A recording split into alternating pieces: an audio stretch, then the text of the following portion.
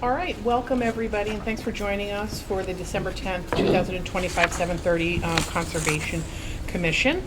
And it's being held at the Norwood Senior Center, and it is available remotely. And as we have all of our members here in person, we'll do a quick roll call vote, and I think we can just go with an aye, right? Well, I guess we'll just do a quick roll call. Neil Prasad?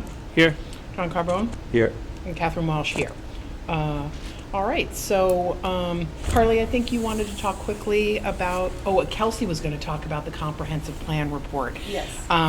So maybe I can just stand in for her and just say that there has been a lot of communication has come out in the town of Norwood, and I think there is a push to get more outreach from residents on what the priorities are about what the town should be working on. And I know that on the Norwood town website, there's a lot of meetings and forums to get involved. And Kelsey is actually, our chair, is on the comprehensive plan committee. And so I think she was just wanting to encourage the members and anybody in the community that we are welcome to any feedback and would appreciate any feedback. Anything else? Okay, perfect. Tell Kelsey I did an amazing job on that. Okay. And so we'll go into the public hearing. The first public hearing is Lot 9, Sumner Street, Notice of Intent, Norwood, and 2025-16, DEP number 251-0574. And the applicant is SBF LLC, and the representative is Matthew Sullivan from Norwood Engineering. And this is a proposed single house residence in a buffer zone and a riverfront area to an intermittent stream. And so I will turn it over to you, Mr. Smith. Great, thank you very much. Thanks for being here. You're welcome. My name is Matt Smith. I'm an engineer with Norwood Engineering Company. I'm also here with my client, the applicant, Mr. Dave Raftery of SBF LLC. As you said, we're asking for a permit to build a single residence home on an existing lot on Sumner Street. The lot is near Brewster Drive, and it's in between 379 Sumner Street and 349 Sumner Street, and we know it is Lot 9. You may remember this lot because back in April, we came to you and got a ANRAD, which is an abbreviated notice, resource area delineation.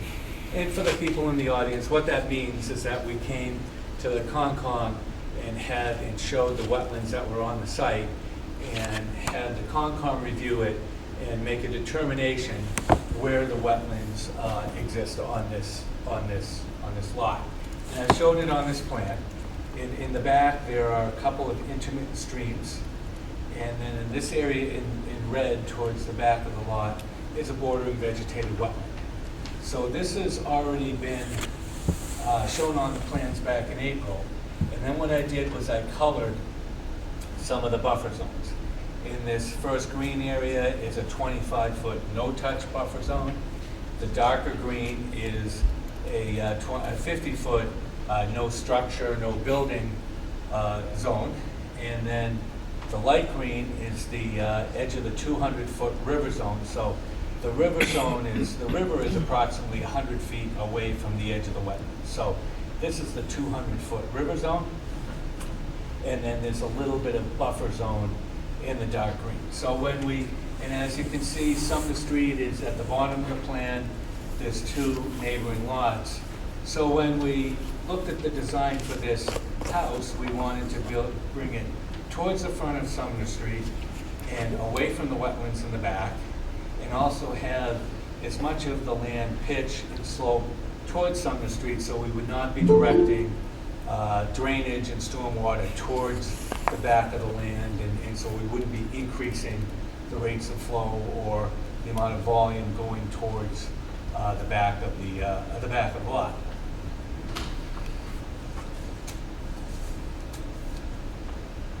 And if I could stop I can see it's kind of tough for some people to see. I don't know if people want to rearrange their chairs so they can see these.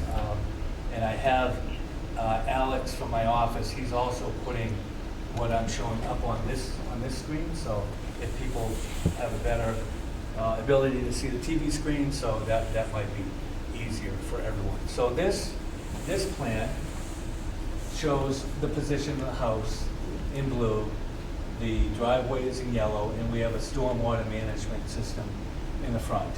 And what we did was we had the structure outside of the 100-foot buffer zone and outside of the river zone.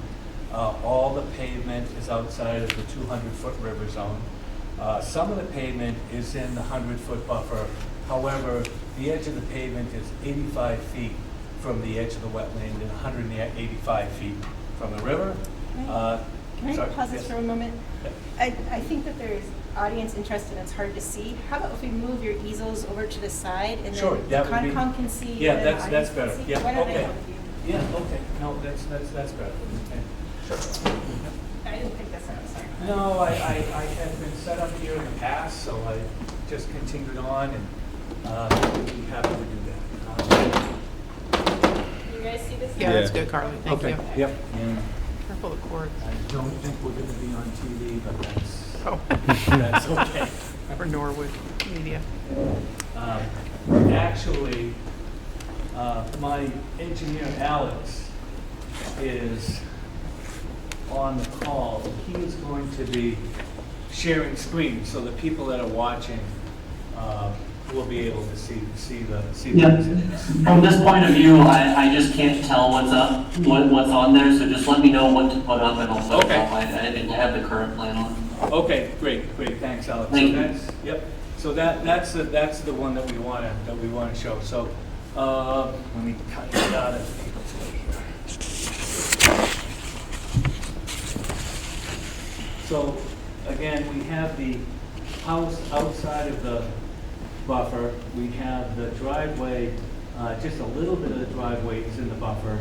The stormwater management, oh great. The stormwater management system is in front of the house, and we're going to grade the site so everything pitches towards Sumner Street. This is very important. We're not directing a lot of water towards the back where the wetland is. Everything is sloped towards Sumner Street, and in the as far as the drainage design, the driveway drainage will go into a trench drain, into a deep sump manhole, and then a series of infiltrator cul-de-sac units. And we're required by the town regulations to recharge 2 inches of the stormwater. And the only thing that we have going towards the back is lawn area. Everything that's in the buffer, about 40 feet of lawn area is proposed in the buffer. The original plan showed 50 feet of lawn. We revised the plan to show only 40 feet of lawn. And I think the last thing I want to talk about before I open it up to questions is that we do have a review from the Town of Norwood Engineering Department. They say, and we sent this to Carly, it says, we reviewed the infiltration calcs in the plan to ensure the system could store the required 2 inches, which it did. Besides missing a note about illicit discharges, which we've taken care of. There's not going to be any dangerous discharges here. The engineering department has no further issues. So that is what we have to report for the drainage. One last thing, we did take a look at how many trees are going to be cut here, and the regulations only allow us to cut 50 feet, 50% of the trees outside of the 25-foot buffer zone and within the 100-foot buffer zone. And what we're doing is there's 27 trees in that area. We're going to cut 13 and save 14. We also have to calculate the square inches of each of the tree, the cross-sectional area of each tree. And when we add up all of those cross-sectional areas, we are cutting 44% of the cross-sectional areas and saying 55%. I will say, I took a look at the calculations that I sent you. I found an error. I found it tonight. I redid the math. So you have a document that said we're going to cut 42% of the square inches, but the actual number is 44. So, that's what we did. So, I guess at this point in time, I'd like to open it up to any questions that the commission would have. Okay. Carly, do you want to add anything before we open it up to questions, or should we hit questions first? I can't remember the order. I think either Okay. way would work. All right, why don't you give us an overview of your thoughts? Okay. I was appreciative. I was working with their firm earlier on. They gave us one proposal that had a certain number of square feet of backyard within the riverfront area and 100-foot buffer zone, and they cut that significantly, like by 1,500 feet they reduced it. So I appreciated that. It creates less of an impact in those in the riverfront resource area and in the buffer zone. They meet the tree filter zone performance standard. What else? They were approved by the Stormwater Authority.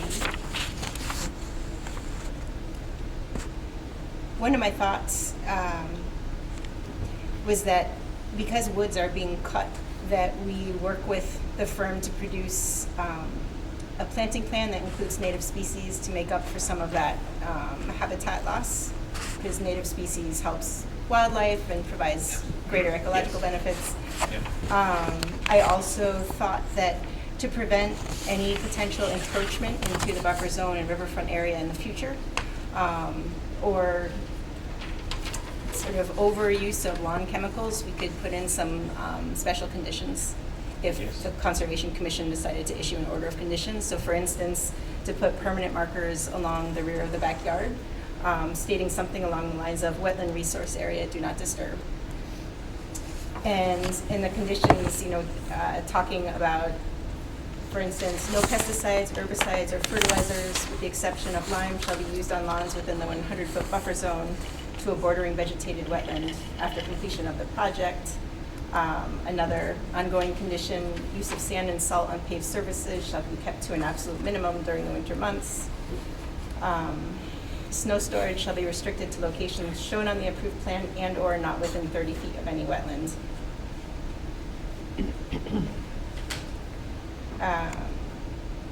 In no case shall any soil or excavated material be stockpiled within 50 feet of any wetland, floodplain, or storm drain inlet. Matt mentioned that they'll be saving some trees. Yes. And so, I view that on the plan. I thought another condition should be that those trees are marked so that they're saved. Sure, yeah, in any way that you'd like us to mark them, yes. One more condition would be for any portion of the lot in buffer zone, the commission will allow the use of fertilizers only during the construction phase to establish vegetation to stabilize slopes as quickly as possible. Yes, Those were we're agreeable to that. Great, thank you. my suggested conditions. Okay, that seems great. Commissioners, any questions on this? No questions. Thanks for your notes. Is there any way to enforce any of these conditions? I can check if the permanent markers are up, before they can receive a certificate of completion with compliance. What about the others about pesticides and salt and sand and snow storage? I think that's mostly relying on the homeowners to follow those. If I might, if Carly does observe something that's happening, that is going to be an ongoing condition that goes with the land even after we get the certificate of compliance. If something is observed, you have the power to have the applicant come in on an enforcement order and explain what they're doing and resolve any issues in the future. I will, Catherine, we did receive one public comment. Okay, So at some point we should. okay. Any other comments from the commissioners?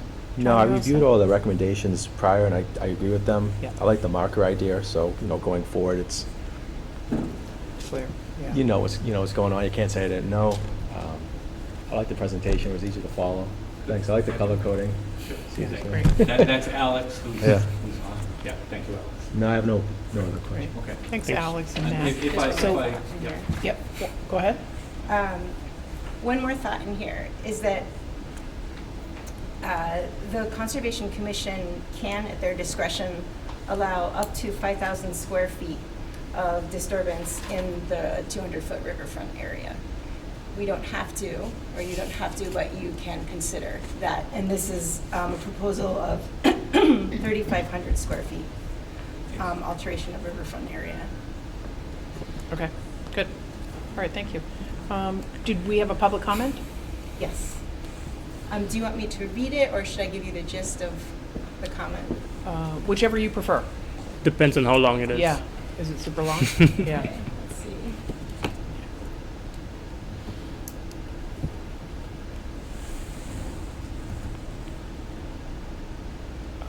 I'm just gonna share my screen. Hold on a moment. Let's see.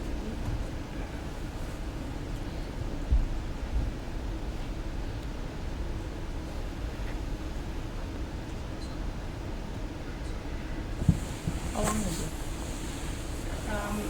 Shall I read it, or? Well, how long is it? Can you page down and see how long it is? It's a Yeah, I page would and read a- it then. It Yeah. doesn't seem too long. Okay, dear members of the Conservation Commission, my name is Barbara Gillis, and I reside at 81 Union Street in Norwood, a property that directly abuts the vacant wooded parcel at 9 Sumner Street.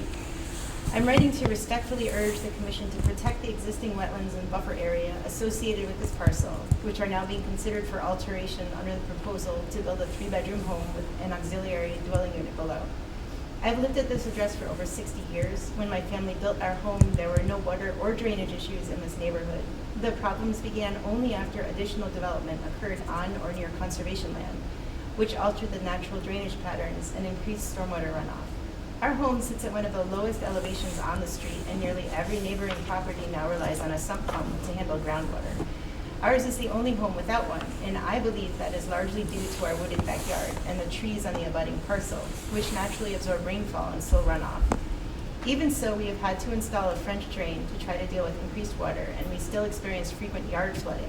We have already lost multiple full-grown mature trees, including 2 60-foot spruces, due to flooding and prolonged soil saturation, and I am deeply concerned about the continued impact on the remaining vegetation. Beyond our own property, the overall drainage situation along Union Street has clearly worsened.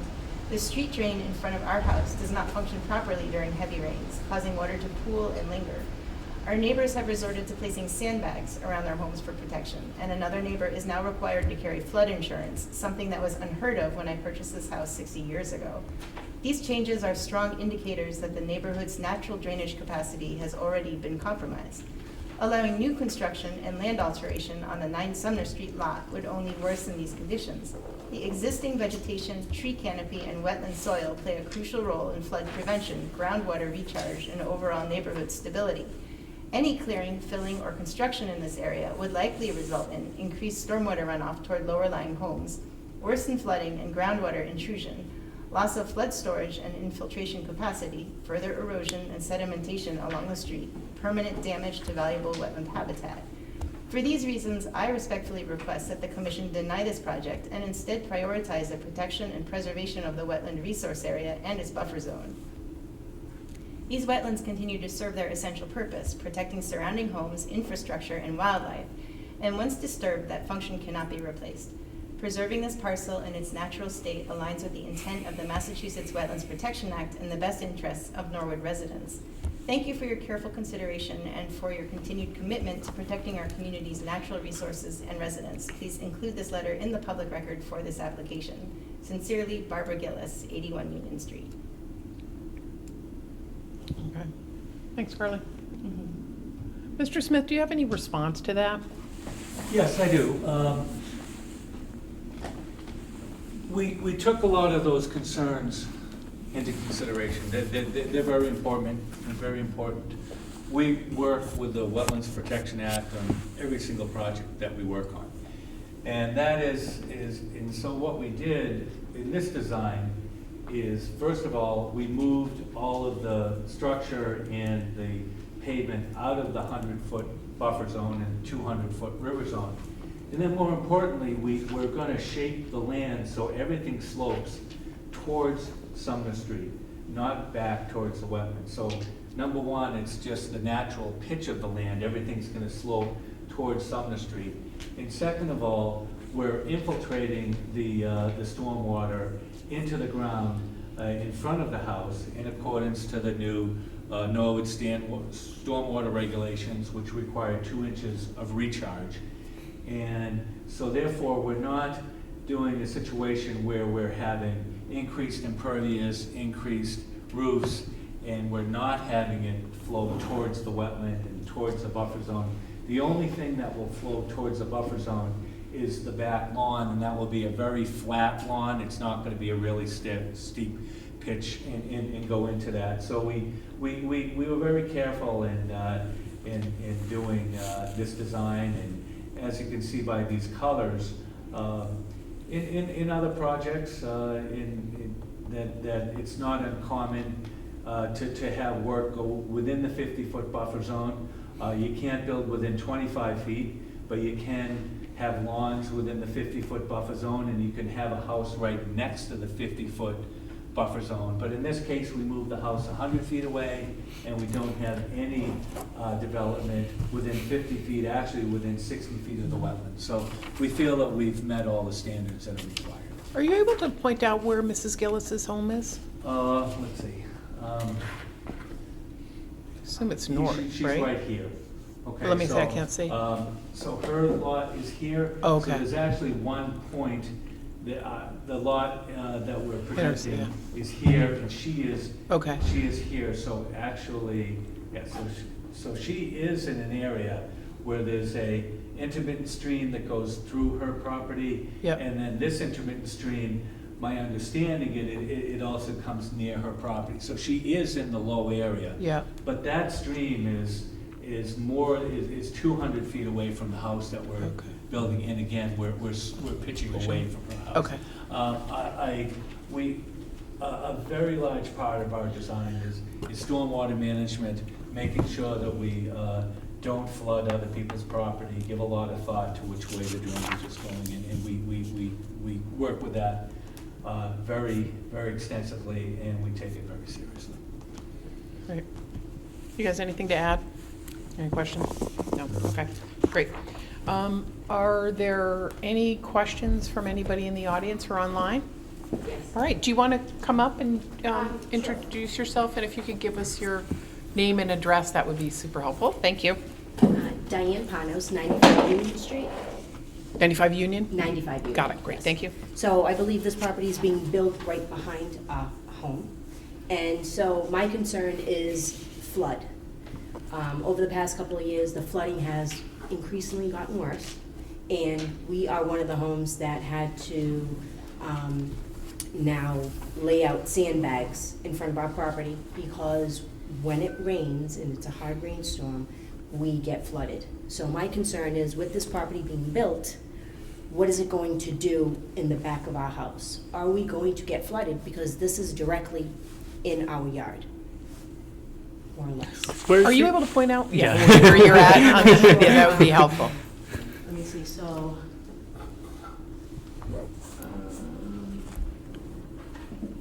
Not sure how to read this. Matt, might you be able to help? Yeah, would it be okay if I walk up and help you look? What Yes. is your address? 95, Okay, and did you say Union Street or Sumner? Union Street, yeah. Okay. Actually, this is you, Yes. 95? Yeah, Okay, is so that this you, is me, Diane? yeah. Yep, so this is your lot. Is it okay if I stand here? Yeah. You have the floor, it's your lot. Yeah. Okay. So this is your lot, and Yep. this is your frontage, and these two streams are on your lot. Oh, So okay. they flow this way, and then there's another stream that goes there. So we're very aware of those streams, and I can imagine why you would have some problems, because there is a stream that goes through your land. We are, from this stream, the house is gonna be more than 200 feet away.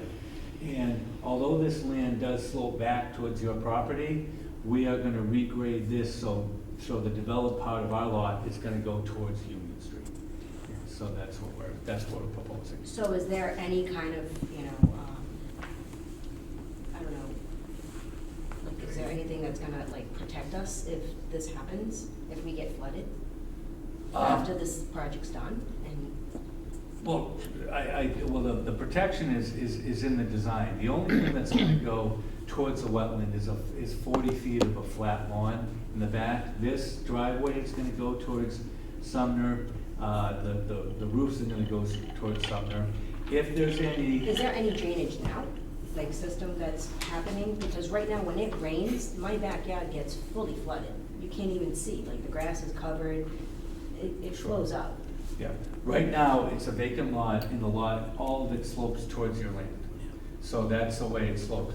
When we're finished, some of it will slope away from your land, so that will reduce the amount that goes.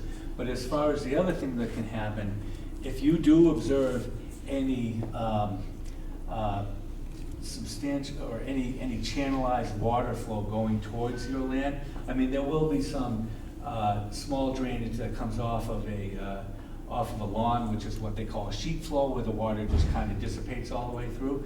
But if you see anything that what they call a channelized flow, if you know these back streams kind of flow in a channel, if you see that, you can let Carly is the Conservation Commission agent, you can let her know that you've observed this problem, and it's her job to inspect our construction.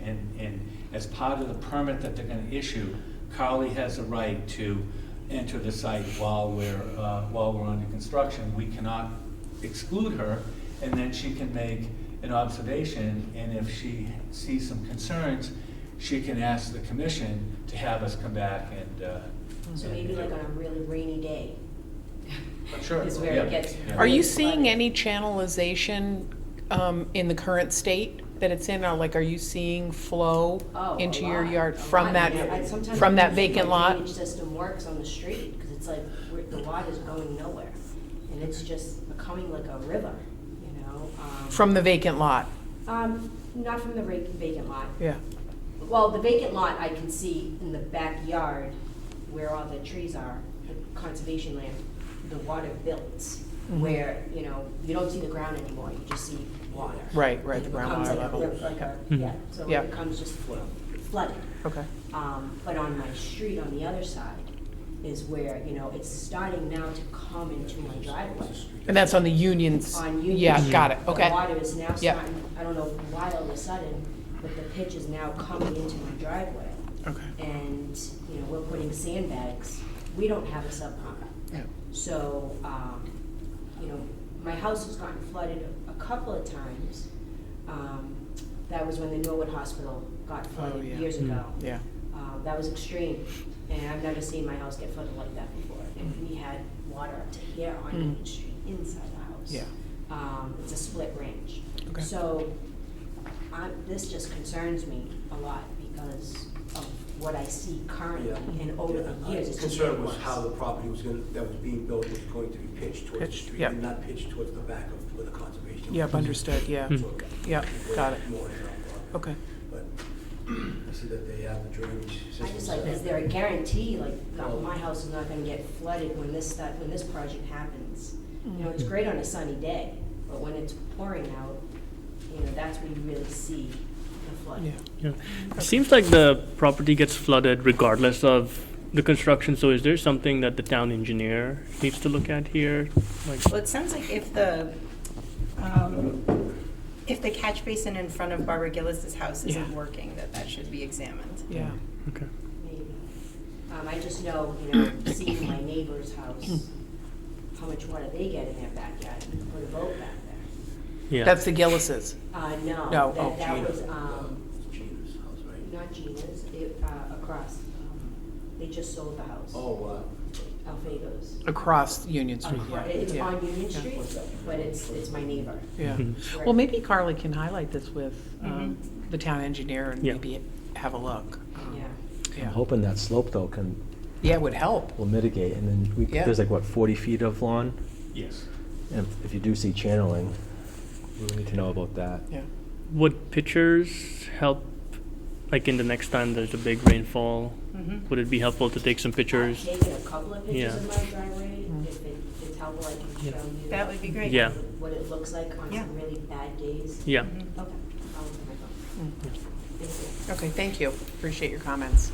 Does anybody else have any comments from the audience? Great, thank you. Anybody online? Okay, all right. So Carly, what say you? Who's our friend? Steve Washburn, right? What say you? So, do you want to talk about a recommendation, or, you know, in light of what we're hearing, maybe an additional condition to potentially address this, or what are your thoughts? Well, it seems to me that the stormwater management plan that they have in place was workable to our stormwater authority, Yeah. who consists of engineers, and they've reviewed the plan and it was acceptable to them, and Yeah. enough stormwater will be infiltrated, I think, to not make this property be an issue in terms of potential flooding Okay. for surrounding properties. I think that if the Conservation Commission were comfortable, we could issue a order of conditions with the conditions that I had mentioned about the permanent markers denoting the wetland resource area, about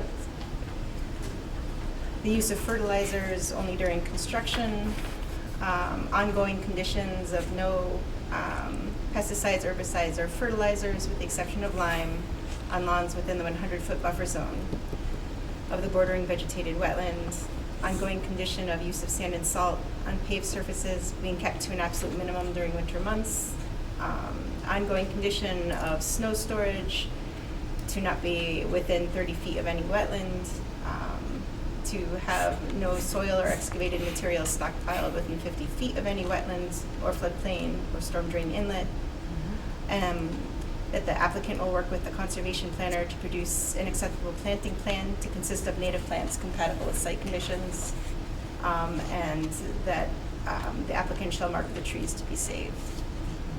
And then, not an order of conditions, but a commitment on behalf of the Concom that we'll reach out to the town engineer to take a look at the Union Street catch basins to see if maybe there's some improvements that could happen there. Yeah. Okay. I just have one last question. How much impervious surface is there today? And then how much after? Today there's none because it's all wooded. Gotcha. Let's see. What we're proposing is, I'm sorry, it's gonna take me a minute to find it on the plan. Yes, we're proposing 3,616 square feet of impervious. And is that going to pitch towards It's the? going, yeah, all the all impervious will pitch towards Sumner Street, yes. Okay. Okay. Okay. Does someone want to make that motion to approve the, or to issue the order of conditions with the conditions that Carly enumerated? Motion to approve the order of conditions. Second? A second. Alrighty. I think because we're all here in person, we can vote. All in favor? Aye? Aye. Aye. Aye. Great. Okay. Thank you. Carly, are you going to contact the town engineer and then reach out to the folks, or what happens? Okay. Okay. Great. Thank you. Thank you, everyone. Yeah. Thank you, very Mr. much. Smith. Appreciate it. Okay. All right. So the next up is 162 Codman Road, a request for determination of applicability, Norwood number N 2025-17. The applicant is Louis Bello, and representative is Chris Kirby from CM Kirby Engineering, PLLC. And the project is the proposed construction of an addition to a single-family home in the flood zone and bordering land subject to flooding. Mr. Kirby? Hi, yes, my name is Chris Kirby. Chris Kirby, yes. Also known as Mr. Kirby. Chris Yes. Kirby, I'm representing Louis Bello, who's the owner of the property. Great, thank you. So, you know, Louis came on, he wants to put an addition to his home, he just had a new child. Come to find out, the house is in a floodplain due to the flood maps changing back in July of this year. So it kind of put a little wrinkle in our plans. So what we decided to do was we decided to put the addition, everything of the addition on 6x6 piles, and 6x6 piers with helical piles below. So we minimize the amount of storage we take from the floodplain. And in doing the calculation of, there are 24 piles on for the addition, which turns out to be about 9 cubic feet of storage area in the floodplain, and we're providing a little over 13 cubic feet of compensatory storage underneath the addition.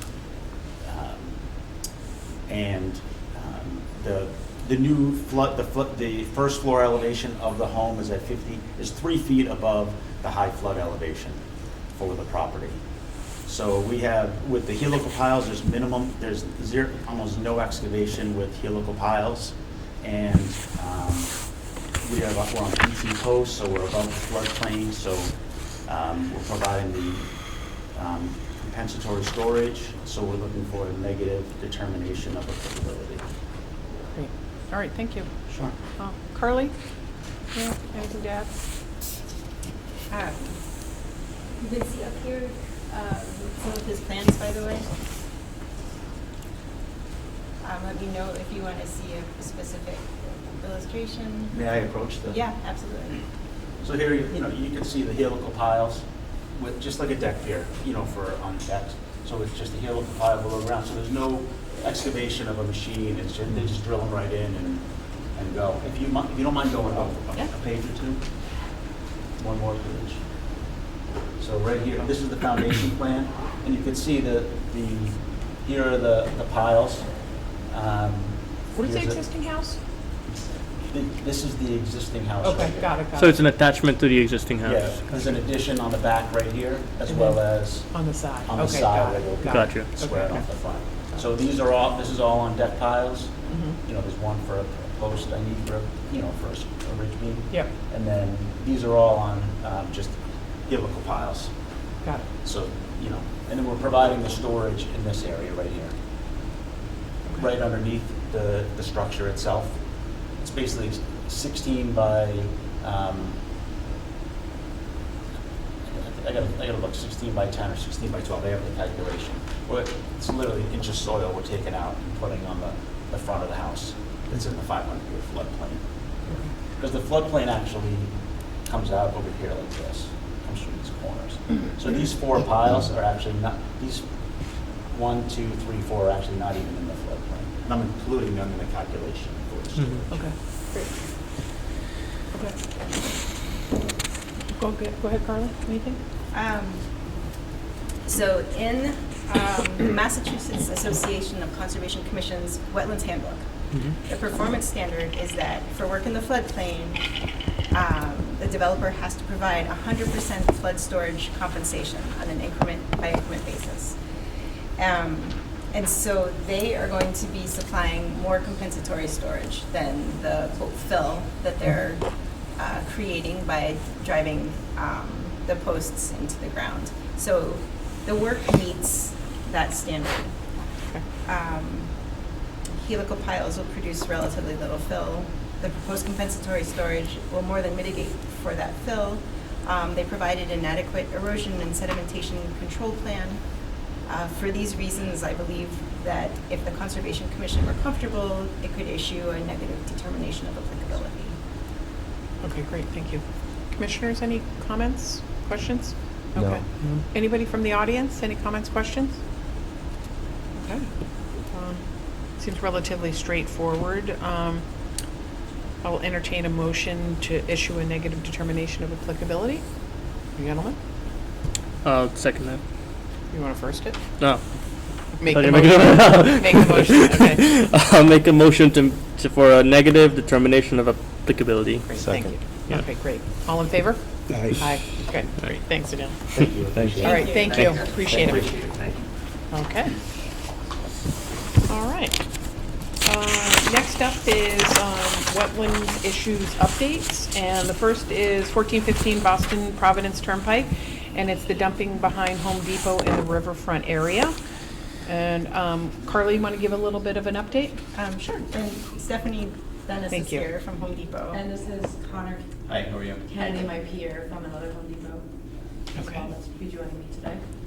Thank you. Nice to see you guys. Hi, guys. Thanks for being here. Hi. So we had received a complaint of dumping behind Home Depot. And the Board of Health also became involved because it was a health issue. Home Depot cleaned that up. The majority of it was all cleaned up, but there was some remaining. And not a significant amount, but enough that I contacted them to say that, hey, there's still stuff here. It should be cleaned up. They had also installed no dumping signs, which is what we had asked for, which was great. So they cleaned it up, they installed no dumping signs. And then there was the remainder of waste that I chatted with them about removing. I had spoken with Catherine as our vice chair and Kelsey as our chair about this, and the suggestion came up of installing a fence along the edge of the parking lot that's tall enough that waste won't sort of blow with the wind into that area, which seems to me to be one of the ways that waste gets in there. It's also because, as you know, people have access to the back of our building. Yeah. And since Massachusetts is a very difficult state to get rid of items, I call them customers, so I'll say customers. So I would say customers will drive and they'll throw things there. So personally went down last Saturday with my management team and pulled a tire out and threw it away. Home Depot doesn't sell tires. Yeah. So we do catch a lot of customers, unfortunately, tossing items in either our dumpsters or into the wetlands behind it. But to your point, because if you can see on the map, all there is a guardrail, and then it's straight, like forest and wetlands behind it. We do have a lot of blowover from our neighbors, from us, from the front, from anybody as well. So we installed a temporary fence. This morning, I sent you pictures of that, Carly, to try to kind of get the ball rolling, to be good neighbors and good partners. But the installation of a taller fence would have to go through Home Depot corporate, which we've also started the process on. I had the landscapers out today, and they're getting a price quote on a actual fence to put in front of the curb, but it's not a decision that unfortunately we can make as store managers. It's a decision that would go through like Connie, our Home Depot real estate specialist, and our lawyers, because while we have a ground lease for the property, the store management is in charge of taking care of the customers in the building, but we don't have the decisions on the actual property itself. But we are working with you to try to get that, because I agree with you. No matter what we do, it's going to blow over. We've moved product off of the curb. We've partnered with our vendors that have like the live goods and the plants. We've moved all that stuff towards our building as well. So relatively nothing exists there. We spent $30,000 on land excavation, going over and cleaning everything up, which you saw. We did a great job there. It's caused a myriad of issues for the store. So since we were in a habitat where mice live, the mice are now entering my building, which is something that we will take care of. That's on us. But we just want to be good partners and good neighbors to you. But it's just kind of constantly sending associates over the curb, and myself, our management team, to collect a piece of trash is becoming a concern, especially in weather like yesterday where it was 10 degrees out. Like I can't, in my values, send an associate out there to get a piece of trash near the wetlands, near the water, because something happens to that associate. Like one, that's terrible, but it's also on us as store leaders. So we're just trying to be good partners with you, and we're trying to do what we need to do. But unfortunately, it's been a slow-moving process with Home Depot corporate. So first of all, I just want to thank you for the partnership and acknowledge the partnership. And so when we discussed this earlier this week, we were thinking of like some sort of snow fencing or whatever, and we were focused on stuff blowing in there, like cups and that type of stuff. Yeah. And so, personally, I appreciate the fact that you were looking at a higher fence to prevent some of that long-term dumping. And so, so we appreciate this, and regardless of where we wind up with the tall fence, I think the obligation is you would have to clean that out. Maybe the fence would be a solution, so you don't have to do more of that cleaning out and sending associates. So, I'm actually thrilled to say that you guys have gone ahead and done what we were going to recommend. And so, Carly, I guess I'd just be interested in what your sentiments are with regard to their responsiveness and, sort of where we're at. I think it's great. Yeah, I think great. we just keep in touch in communication Yeah, about yeah, this. Yeah. So great, thank you for this. We appreciate it. Of course, Yeah. thank you for having us. You guys have anything to add? No, Okay. thanks. I mean, it's just a Yeah. constant battle with people you can't control. I understand know, that. right? Yeah. Yeah. I Yeah. found like just, and Connor probably has too, just in our dumpsters, I found mattresses, vanities, Yeah. dish sets, bedding, like the weird stuff that like you can't Yeah. get rid of with like the bulk trash. Yeah. They see a dumpster and we don't lock our dumpsters. Hmm. So, you know, anyone can drive our building and just kind of throw things there. It's terrible. And then over Yeah. the guardrail as well. Right, Yeah. right. Yeah, if I may, I think I've dealt with this in a few stores before, so like a permanent, like wooden 6-foot fence is only gonna, it's not gonna stop people from throwing stuff over. Yeah. It's only gonna make it more difficult when we have to go get it, like bring it back over. So like definitely some type of, 4 or 5 foot silt along the whole, because it, along the whole guardrail there, because it does prevent the residual pots and all the trash Yeah, and stuff. the blow away, And yeah. that's Yeah. what looks the nastiest, it's- Right, and right. It's easy to go to get a tire, it's not. Yeah, yeah. I know it's hard work, but. It was heavy. Next couple minutes, you go get it and you move on. Did you pull the tire I out? did. I love It's a it. jacket. It's I a hope jacket. somebody took. That's a pic- leadership. I hope That's somebody leadership. took a picture. It is. Well, my associate, like, I went down the hill, There and my you go. associate was on the hill watching me, and I'm like, are you gonna help me? Are you gonna help They me?" should have taken a picture, is I what they think there should is have, one, yeah. actually. Send it to your senior leadership It's team. like that movie Yeah. Tiger that was on Netflix, Yes. that was viral, Yes. but except it was me, like, huffing and Yeah, puffing. yeah, yeah. What was the health issue, health concern? There were a lot of pumpkins Pumpkins, and that's vegetative awesome. matter, Yes. so the fear was rodents. Hmm. But we've since saw that. received, from the health department that everything is good, and they were happy for the quick response. Great. All right. Well, thank you. We appreciate it. You're Keep us welcome. updated, okay? All right. Okay, great. you. Thank you. Thank you. Thank you. Okay. All right, next up is 640 Pleasant Street enforcement order, and this is an extension request. Carly, you want to update us on this? Yes, so it's actually, they recently submitted. Hi, okay, yeah, so you They can hear? recently Yeah. submitted Great, a restoration plan in addition. Yep. They're working with GZA. yep, And so, beyond setting a new timeline, there's also reviewing the restoration plan and potentially allowing them to move forward with the implementation of that plan. and the restoration plan is the excavation of the impacted area, right? Yep, so Okay, okay. excavation of contaminated soil. Okay, good. And then I think the action is for us to set an end date or a schedule for the work to be complete? Okay, all right. And so Kelsey and Carly and I talked about a potential date of the end of January to do that, so we're interested in hearing from you guys whether that's doable or what you're thinking about in terms of schedule. For completion, soup to nuts, backfill, all done by end of January?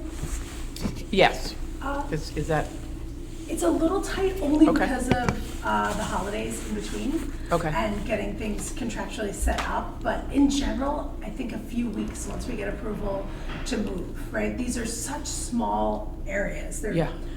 We did a little bit of superficial scraping when we did our sidewalk. It doesn't seem to extend too far laterally or with depth in these two areas. So I think it can be done fairly quickly.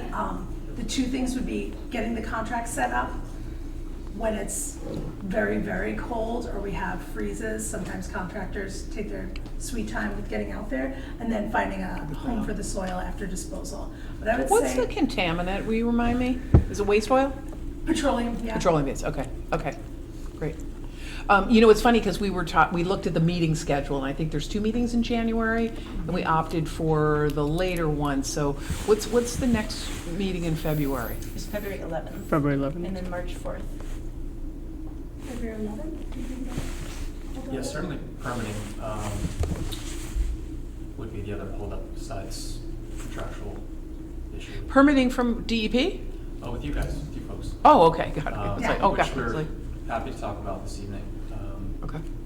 So one thing is, with an enforcement order, I have learned that the Conservation Commission can approve the restoration plan, that you wouldn't need to go for additional permitting. So no NOI, no RDA, nothing. Right. Right. So we'd approve the plan and just hit a schedule, yeah. Okay. So do we want to shoot for the February 11th date, and if for some reason, you can't make it, you come back to us? So that would be, work is complete, soil is is. Off-site? Yep. Off-site. Yep. And we come back to discuss. Yeah. completion. And in general, it's helpful to get the data and the results, the narrative and so forth, at least a week before Okay, a so that would begin Conservation in Commission February. meeting. So what are you guys gonna do? You're gonna excavate and then take post-excavation sampling to make sure that you got all the material? Yeah, so we're Okay. gonna do it a bit iteratively. Somebody from GZA will be out there with the contractor. Yep. We'll be waving a photo ionization detector, seeing Yep. where we think the limits go to. We'll leave it open because they're small and shallow pending the results Okay. of the sampling. Got it. Hopefully that's done. I always think of it as like getting a freckle removed, if you've ever had that done. The Mohs surgery. Yeah, Yeah, you yeah. gotta check the Have it. sidewalls. Yeah, Irish. Exactly. And so that's kind of how I think of it. So because they're small, we would Yeah. set up barriers so Yep, nobody yep, got trips. We're not talking about anybody getting really hurt, but it's a slip, trip, and fall hazard to have a small excavation. Mm-hmm. As Anthony put in the restoration plan, all the soils would be, protected, poly below, poly above, hail balls around to protect it, outside of the 200-foot zone, pending analysis. But we're talking very small quantities and pretty quick turnaround. I've got 3 copies if I can Yep, please. distribute. Sure.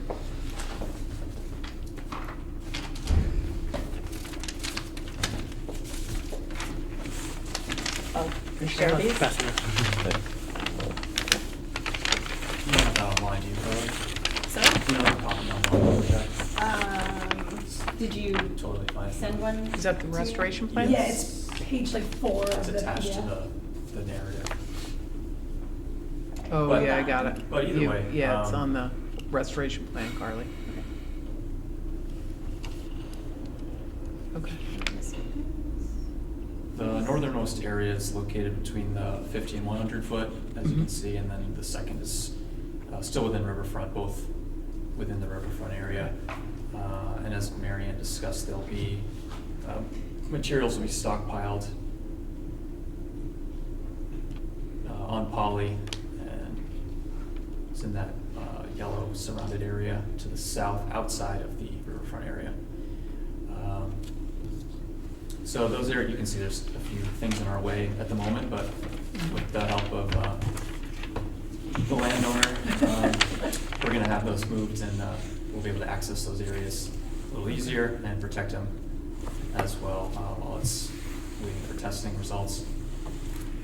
As you can see, we're outside of the bordering line subject to flooding. That's that gray hashed area. So really, we're just within those 2 buffer zones, and all within riverfront area. We're happy to extend erosion controls, that's the yellow, around both during the excavation. We assumed a combination of compost sock and absorbent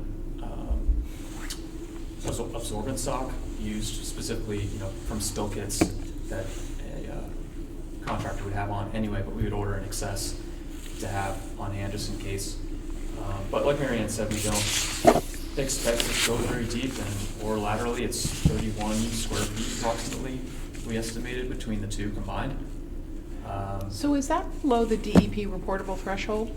So, yeah, our plan at present is to do it under an LRA, limited Yep. response action. So that's up to 100 cubic yards. We think we're gonna fall. And fall GZA is under- doing all that for you? Yeah, so I Okay. would be the LSP of record, although Yeah. not critically necessary for an LRA. Yeah. So we would do it. Are you from GZA? Yeah. Oh, okay, got it, okay. I know. Amy Donovan, Sorry. my parents own 640. Okay, got it. And you're from GZA and Sorry. GZA? Anthony Damiano with GCA. Okay, got Yeah, it, great, kinda. thank you, We got skipped the it. line on that a little bit. Yeah, yeah, So yeah, we would be doing it under an LRA. Got So it. we would not have to, so where it could get a little dicey from a Massachusetts contingency plan standpoint is if we have the sidewalls to say, okay, we've got it, good Yeah. job. But then we actually have to dispose of the soil, right? So we have to take a suite of disposal characterization samples Yeah. just to find it a hole. and you're doing that at post-excavation? Yeah. Got it. Because you'd want to get a Characterization, composite, yeah, right, yep, of it. yep. And so where things could get dicey in the MCP is if any of those concentrations are above a reportable concentration. Got it, okay. So, A little iterative, right? yeah. Yep, got it, It's out okay. of our hands on that front, but we'll take our samples and Yep, hope for the Okay. best. It's an urban location with lots of fill, right? So sometimes you have, you know, legacy metals and random stuff. Yep, okay. Sending all my positive juju your way. Yeah, good. Yeah, okay, great.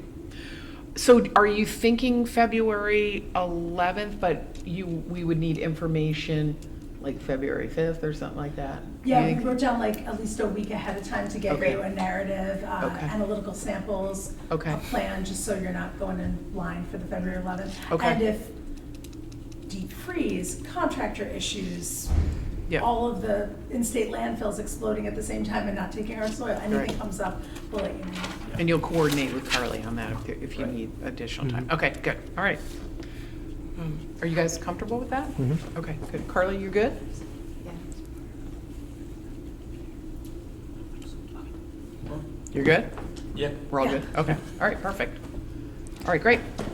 Thank you, we appreciate you Excellent. guys coming. Thank you. Yeah. Thank you. Got it. All right. So we'll work through the contracting stuff and send you a nice email. Okay.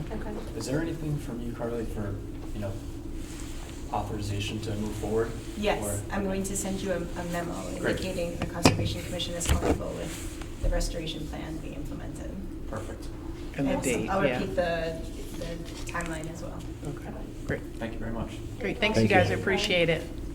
Also, Carly, I live in Canton and I live on a wetlands, and they do have markers, like the little, I've got like a little. Do we have a template? Dover I has have a markers, couple of too. different. You do, oh, Yeah. good, good, yeah. It's kind of nice, there's like a big stone and then there's like a little wall and Yeah. things engraved in it. I like it. Yeah, it's great. We're good. All right, great. Thank you, guys, appreciate it. All right. Next up is 1125, 1175 Boston Providence Turnpike, and it's the request to close out an enforcement order. Carly, want to give us a little bit of an update? Yes, we just, to the correct screen.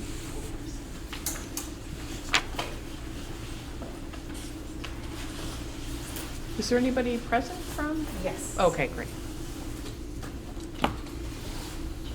So the original issue on the FM Global campus was that there had been turbid water exiting from a detention basin flowing into bordering vegetated wetland along the Neponset River and then into the Neponset River during 2 very heavy rainstorms.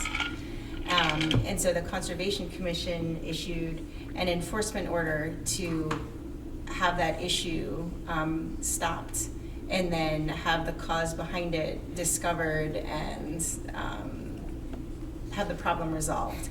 And so they've been working for quite a while to they located the issue and they have done a variety of work, a lot of it centering around the detention basin, which they can speak to. I did walk the site with them. I think one lingering aspect, which is relatively minor, was vegetation along the slopes of the detention basin. I think it needs to continue the seed needs to continue to germinate next spring. So I would want to just make sure that that's germinated adequately. But yes, we have people here who can speak to this project. Great, do you guys want to introduce yourselves and provide any comments on where we're at? Sure, we'd be happy to. My name is Jessica Mano. I'm here from Wilson and Storrs as attorney on behalf of the petitioner. Before jumping into the request itself, I would like to introduce who else is joining me remotely from the team. So we have Ken Deshay from Tetra Tech, who has served as the environmental monitor under the restoration plan that Carly just described. And I'm also joined tonight by Joe Filiero and Greg Russo from the FM ownership team, to the extent that there are any more, kind of property-specific questions. I'm not going to repeat the excellent summary that Carly gave of the enforcement order itself that was issued back in January 2024. As mentioned, it was originally issued to address that issue of the sediment-laden water that was being released and to ensure prevention of that release going forward. So I do think it would be helpful to turn it over to Ken to give a summary of the specific measures that were identified in that restoration plan and that have been implemented at the site in response to all of the terms of the restoration plan. So Ken. Okay, so so we performed an inspection of the stormwater basin once all the upstream issues were resolved, and provided some recommended maintenance items to be performed and developed a work plan to address those items. And those included improve the scour protection in each of the outfalls, muck out the bottom of the basin, remove the woody vegetation along the northern embankment, and add security bars to the large outfall. And we also noticed some invasive species within the proposed work areas that we also included in an invasive species management plan. And then I went out later this fall, looked around, everything looks like it was built according to the work plan. As Charlie mentioned, there's a little bit of vegetation that will have to still come in the spring, but we'll address that. So that's it. So with that, we are more than happy to answer any questions that this group might have, but do believe that all of the terms of the restoration plan have been complied with. There is a robust set of mitigation measures that can just summarize and which are described in detail in the memorandum from Tetra Tech that was submitted with our request to close out the enforcement order. So certainly, if there's any question on detail, we are happy to respond to that. But we do feel that we have complied with the terms, and we're happy, honestly, with how the site is operating, and think that it is set up for success going forward. So with that, we're happy to answer any questions. Great, thanks. Any questions from you guys? I don't. Carly, are you happy with the response and where we're at? Okay, Yes, they've good. done a lot of work. Yeah. Ken Shea has provided reports, regular reports. And I had 3 potential conditions to include. Okay. One was that the applicant schedule an inspection with the conservation planner of the stormwater basin in late spring 2026 to confirm that the slopes and bottom are adequately vegetated.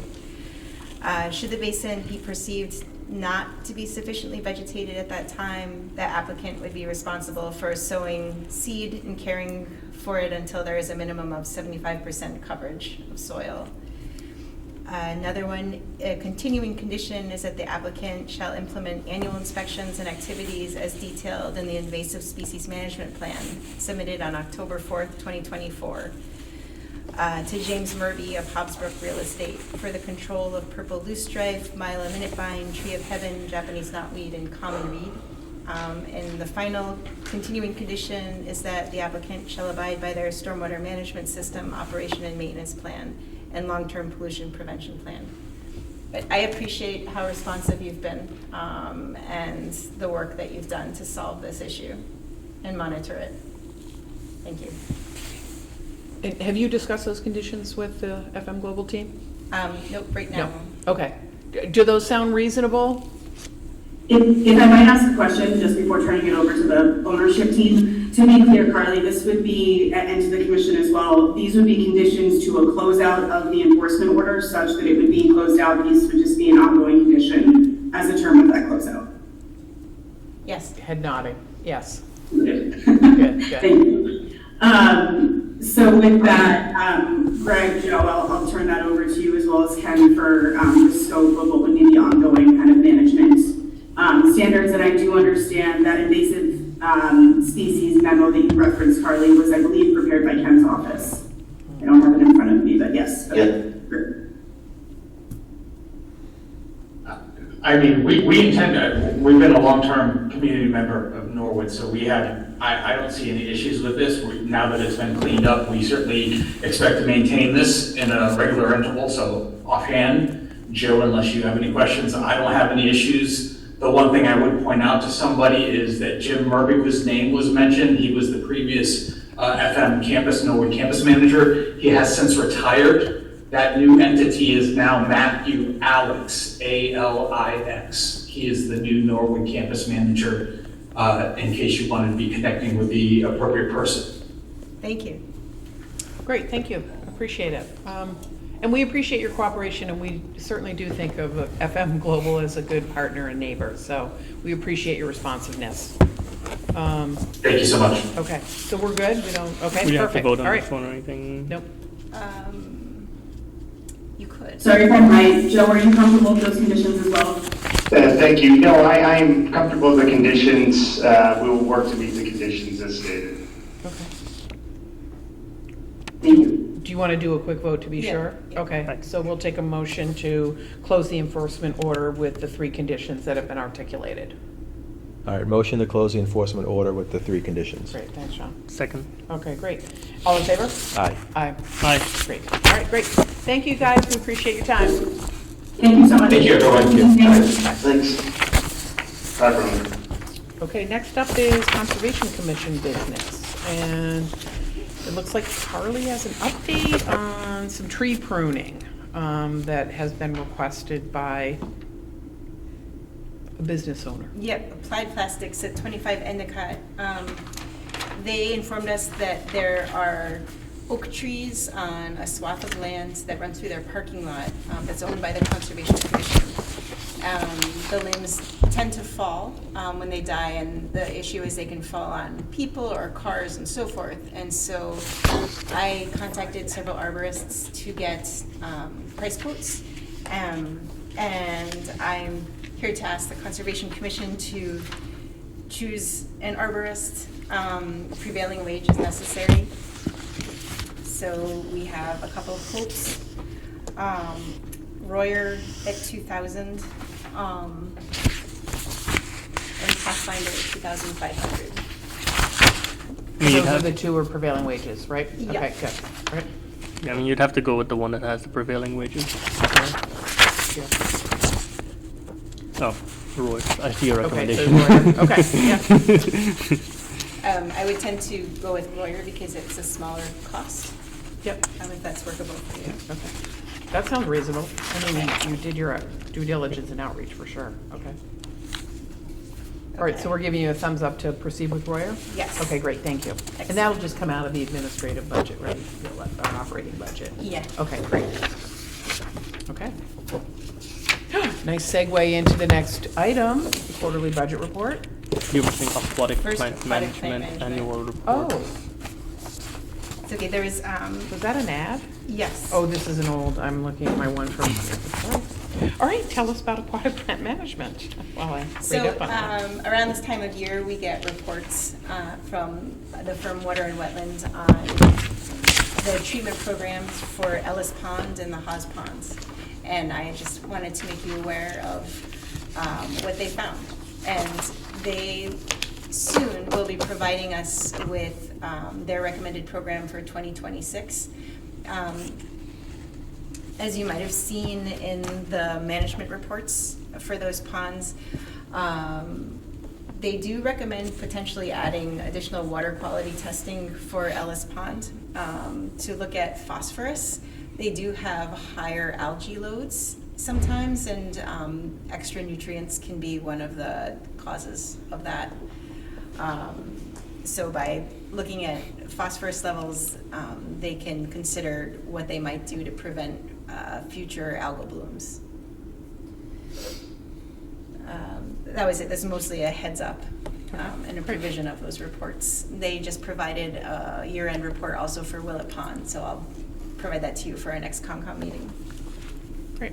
All right, thank you for that. All right, we'll move on to the quarterly budget report. I think we reviewed this, what, two sessions ago? It was the one from October or September. September. Yeah. I September. don't know that it ended up being discussed in a COMCOM meeting. Do you have it? Okay, we I can pull it up. Yeah. And then you would ask for the expense report, so I provided Yeah. that. So I didn't know if you had wanted to chat about anything that you had seen. I went through the expense report. Nothing seemed out of place. I mean, it's all stuff we approved or ongoing CONCOM business. Yeah. Yeah, this one. All right, I'm just gonna share my screen.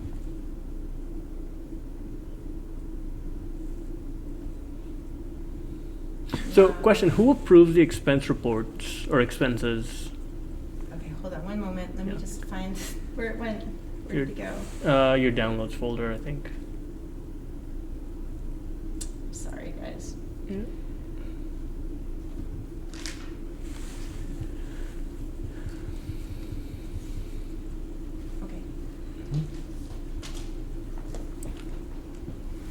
Okay, so your question. Yeah, who approves the expense reports? I worked with Molly Ahern in our accounting office to produce those. Okay. No, but who, when you submit an expense, like you submit the invoice, Mhm. who approves that? Don't you? Yeah, it's, I work with the director of our department. Mhm. And we work with I think we send it to accounting. We all work together Okay. on this. Yeah.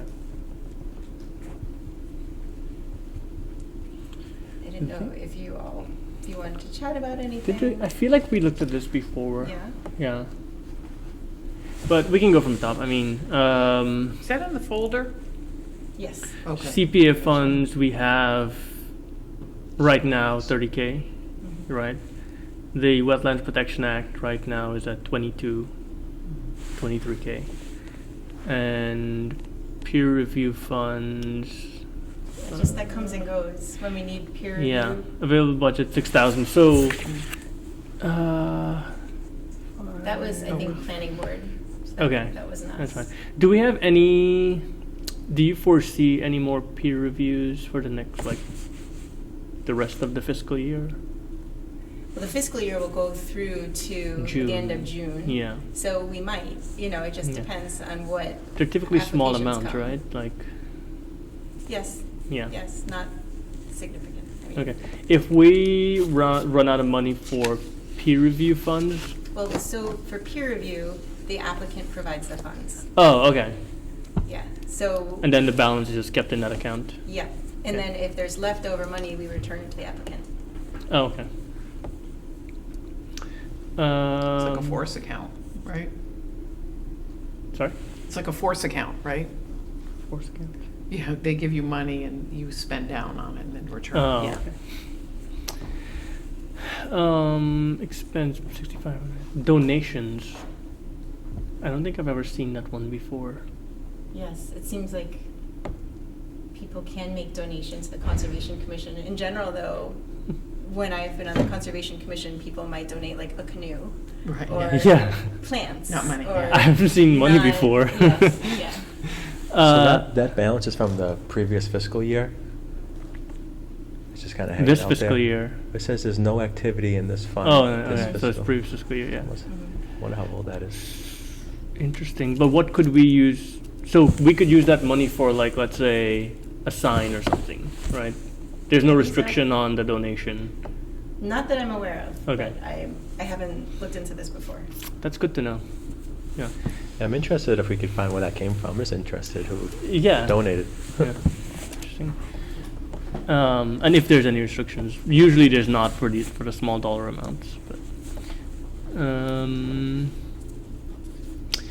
and then a conservation land fund, 134K. Okay. Cool. Okay. Okay, that's good. I think we're in good standing. Yeah, I mean, there's stuff in this folder that deals with FY25, right? There's stuff going back. Yeah, right? okay, Yeah. got it. Yeah. Okay, all right. It's basically just in case you wanted Just to know. reference. Yeah. Okay. No, this is helpful to know. Good. Just to know that we're in good standing, right? Okay, It's great. helpful. Thank you All for right. putting this together. Yeah, thanks, you guys. All right, just a quick update on CPC. The applications are in. We're meeting with the proponents to talk about, some changes or updates that we need proponents to make to the applications. And then there will be 3 public hearings where the applicants will make presentations and have public comment on that. And that's happening mid-January. So right now, we're just on hold reviewing all the applications.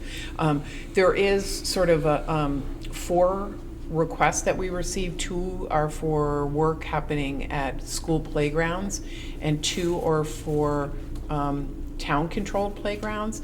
So we have asked to meet with the town managers, schools, and rec to have them potentially prioritize that, because if you add all of them together, it's close to $1 million. And so we're trying to get a prioritization from the town managers, schools, and rec to figure out, we actually have enough money in the account to approve all of those, but we're a little anxious to do all that and set the precedent and spend down on that. So we're hoping that there's a more holistic approach to playground upgrades.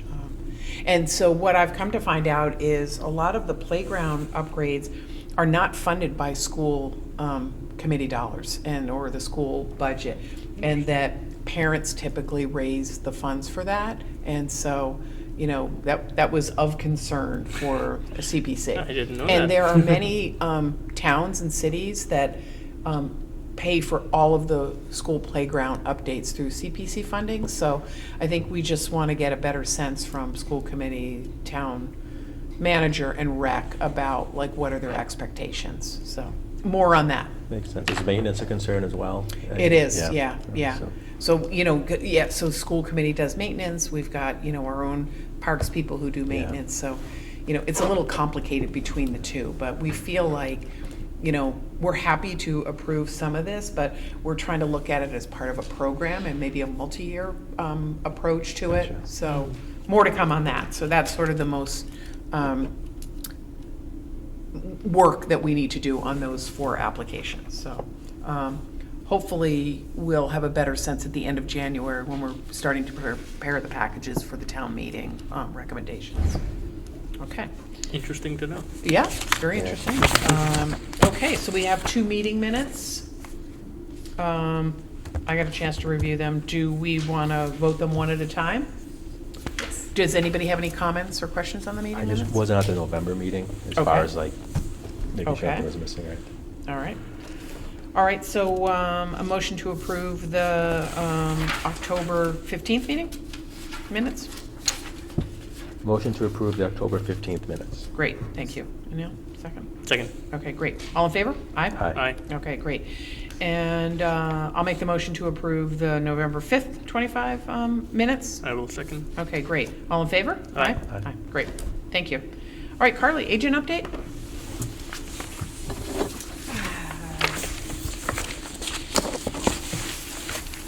So one thing that will be happening shortly is hiring a firm to do a phase 1 inspection of Ellis Pond Dam. It happens every few years. And our engineering department will be updating the emergency action plan for Ellis Pond as well. Let's see. Park Corporation submitted their evaluation of an interim fix for the Guile Pond spillway, so we'll be discussing that at our next Conservation Commission meeting. That's What were exciting. your initial thoughts on their assessment? I want more time Okay. before answering that. Okay. Okay, so we'll be looking at the year-end report for Willett Pond in terms of aquatic plant treatment and water quality management.